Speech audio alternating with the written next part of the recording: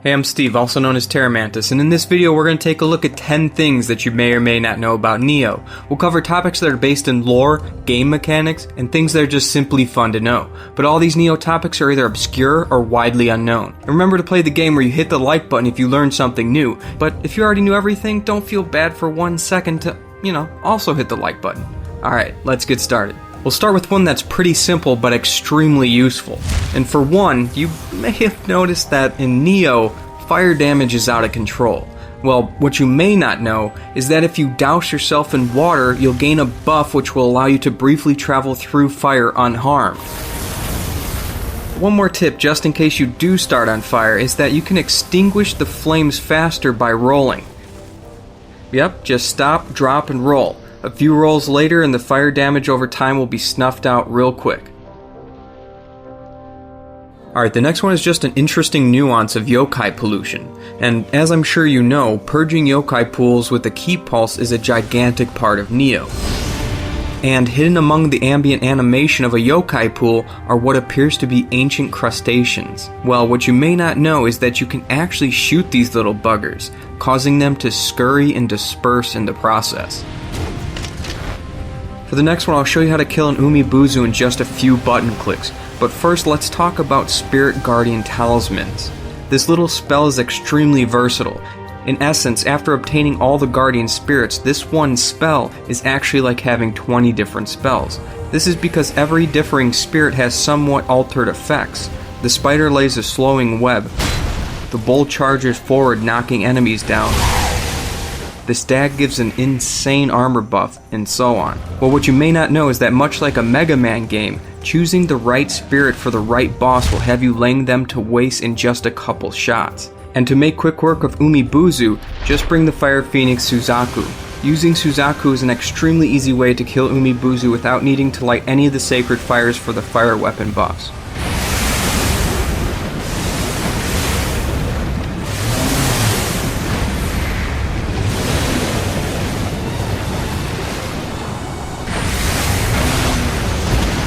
The next one has to do with a bit of hidden dialogue during the Spirit Stone Slumbers quest. After defeating Nioh and making it partway through the tomb beneath, you'll come in contact with Tachibana Jinseyu. Anyways, any normal person would want to do after fighting this abomination, and spending too much time in this decrepit tomb, when meeting a woman of nobility you're obviously going to want to freshen up. So now that Jinseyu is following you, you just want to take her to the hot springs nearby, where things are bound to get steamy.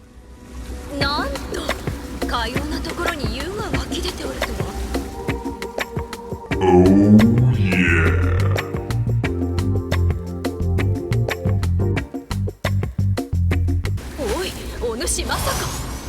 Oh wait, never mind. Moving on. For the next one, we're going to be taking a look at the Nurikabe, the living wall yokai, and a few of its lesser known nuances. First of all, as I'm sure you know, when approached, these walls can be attacked and killed to reveal hidden passages or shortcuts. Well, what you may not know is that you can actually have a Nurikabe submit and move passively. To do this, you must choose the correct gesture attitude, blue being friendly, yellow being neutral, and red being aggressive. If you don't choose the correct gesture in 2 tries, the wall will become aggressive. To increase your chances of gesturing properly, inspect the surrounding Revenant graves. More often than not, on the gravestones near a Nurikabe, you'll find the cause of death has to do with the person's attitude. Just don't choose the attitude that's on the gravestone and you'll be fine. And last but not least, there's still one more way to remove the wall. In some occasions on specific stages, it's actually possible to get behind a Nurikabe. If you can do this, you'll find an Amyo magic scroll attached to its back. Just remove the magic scroll and it will crumble into pieces.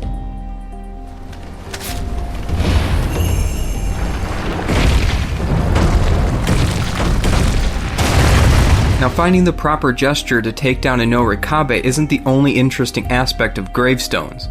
The next one takes a closer look at gravestones and an aspect you may have seen before, but never really thought anything of it. And that's the fact that some gravestones have a sparkle to them. When a gravestone has this glimmer to it, all that means is that you found the place where someone on your friends list has died in-game. And I actually have to give credit to P for this one. He's the person who pointed these aspects out. Now, taking a look at Revenants further, I'm sure that you've noticed that some are actually not representative of where a real player has died at all. Some have been placed by the developers. For example, Wannabe Samurai is always in this cave before Hino Emma, regardless of whether you're online or offline. And during the stage taking place at the Emerita-infused Oda Castle, you can find Revenant gravestones for various real-life samurai who served under the historical figure Oda Nobunaga. And, well, some Revenants are just jokes, like this person who apparently drowned in water that can barely go up to your ankle.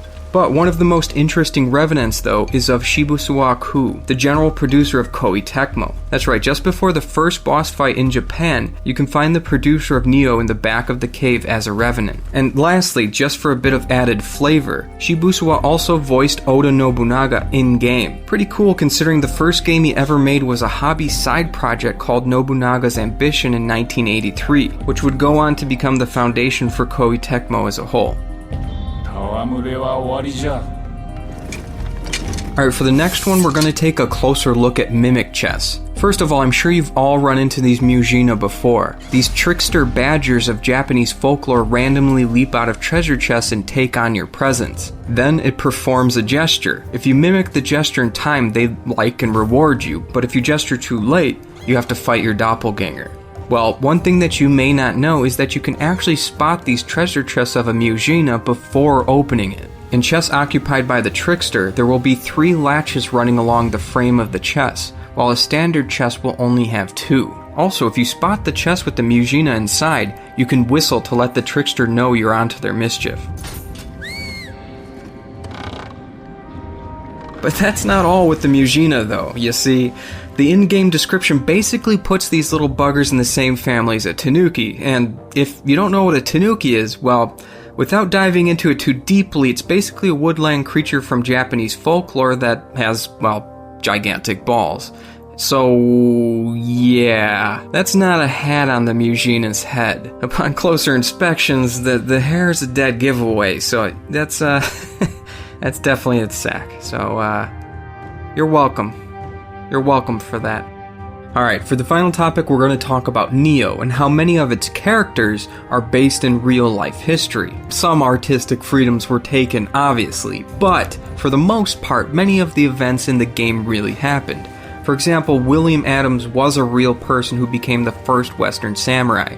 Ishida Mitsunari really did fight at the Battle of Sekigahara, and for the most part, many of the events in-game, the deaths and dates, are based in reality. That is, of course, except for Edward Kelley. The actual Edward Kelley for which Nioh based its antagonist upon died November 25th, 1597, several months before the events of the game pick up in London. Nevertheless, the real Edward Kelley was an alchemist, he was ingrained in occultism, he was in the service of Queen Elizabeth, and he did work alongside the self-proclaimed magus John Dee, the character Nioh would dub 100 Eyes, the actual final boss of the game.